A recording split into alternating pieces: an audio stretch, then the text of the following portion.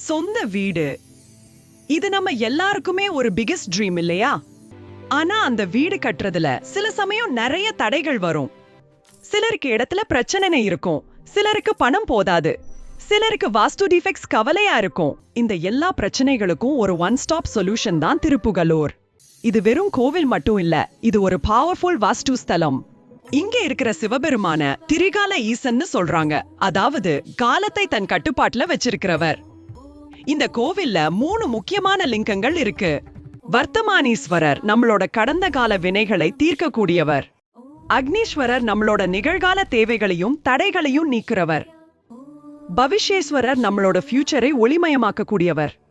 இந்த 3 பேரையும் தரிசனம் பண்ணும்போது நம்ம வீட்டோட அஸ்திவாரம் முதல் எதிர்காலம் வரை எல்லாமே ஸ்ட்ராங்கா அமையுதுன்னு பக்தர்கள் நம்புறாங்க. இங்க வர பக்தர்களோட மெயின் ஹைலைட் என்ன தெரியுமா?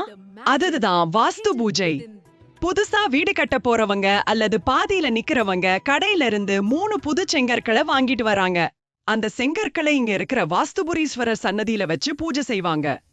சுந்தரருக்காக செங்கல்லை தங்கமா மாத்தின அதே இடத்துல இந்த பூஜை நடக்கிறதுனால இதுக்கு அவ்வளவு பாசிட்டிவ் வைப்ரேஷன்ஸ்.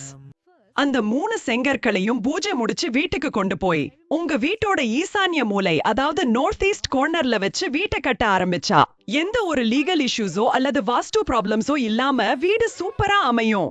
ஏற்கனவே கட்டி முடிச்ச வீட்டுல வாஸ்து குறைபாடு இருந்தா கூட இங்க வந்து முறைப்படி வேண்டிக்கிட்டா அந்த தோஷங்கள் எல்லாம் நீங்கிடும். சோ நீங்களும் ஒரு அழகான நிம்மதியான வீட்டை உருவாக்கணும்னு நினைச்சா காலத்தை வென்ற திரிகால ஈசனையும் வாஸ்து புரீஸ்வரரையும் தரிசனம் பண்ண திருப்புகலூர் போயிட்டு வாங்க. நல்ல நிலம் அமைந்து நலம் பெருகட்டும்.